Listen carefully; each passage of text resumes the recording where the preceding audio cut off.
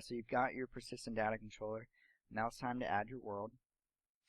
To do that, we're just going to go to game object, create empty, name this object world, add the component by going to dynamic loading kit, main components, world.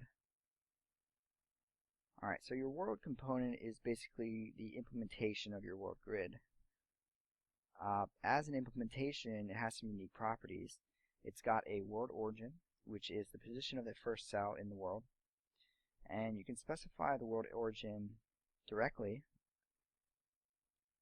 by unchecking the use this game object's position as world origin option and then entering this. Or if you leave this option enabled, it'll actually use the position of the game object that your world is attached to. So we can just change that to 0. Another property that the world has is whether the world is endless. And you'll notice that instead of a single value, we have 3 values, which allows you much greater control over the endless property. Our layers endless is only used when you're using a 3-dimensional world. Our columns endless, let's say we check that. It's basically telling the world that as the player moves either to the right or to the left, we want these columns to repeat.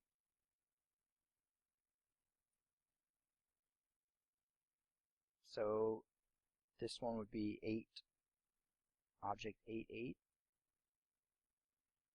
Oh, sorry, object 1, 8.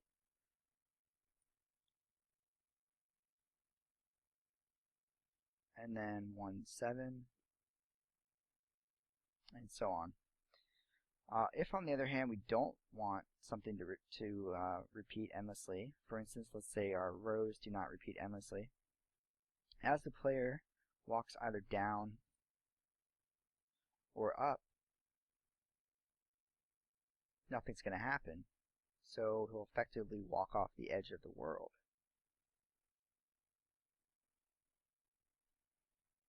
The world is also responsible for deciding when objects need to be loaded and unloaded from the world, from the scene. It does this by communicating with the primary cell object subcontroller, which is responsible for retrieving objects and deciding what to do with objects when they're no longer required. We'll add this component at a later time, so for now we're going to leave this field blank. You do need to make sure though that once we add our primary cell object subcontroller component that you fill in this field, or else you'll see some errors when you hit play. We also need to provide the world grid that our world is implementing. So we'll drag the world grid that we created earlier onto that field. Once you do this, you'll see some new options. These options allow you to load the objects that you created into the scene. You'll see here you have an option, load from resources folder. You can leave that enabled if your objects are in a folder called resources. Otherwise, you'll need to disable that option and specify the folder path where those prefabs are stored. So you have a range template here by default, load all objects, and you can't remove that. If you choose that and add all the cells, it's going to add every prefab from your world grid into the scene.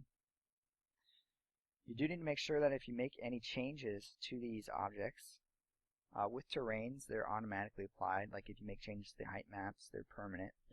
But if you make other changes and you want those changes to be applied to your prefabs in your assets folder, you need to make sure that you hit apply. The one thing to make sure of though is that you notice that these objects in the scene have been automatically activated. And when you hit apply, it activates the objects in your hierarchy as well. But we do not want these objects to be activated. They need to be in a deactivated state. So make sure you go back and deactivate them.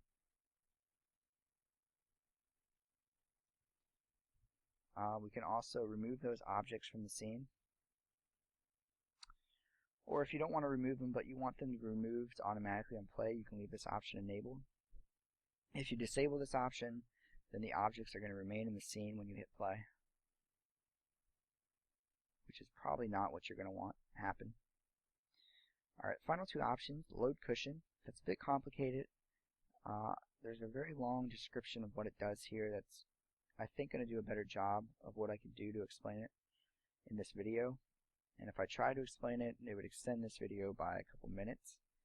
So I'm just going to leave that for you to read on your own. The final option is the world ID.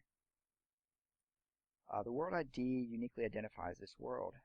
So if you only have a single world in the scene, you can just leave the world ID to its default at 0. If you start adding multiple worlds though, you'll need to make sure that each of those worlds has a unique ID.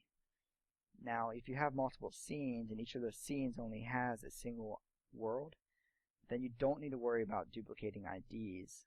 So if I have this world in this scene, it's got an ID of 0, and then I have another scene with another world, it's okay for that world in that other scene to also have an ID of 0. And that'll conclude the setup of this world. Remember to add this primary cell object subcontroller reference once we create that component.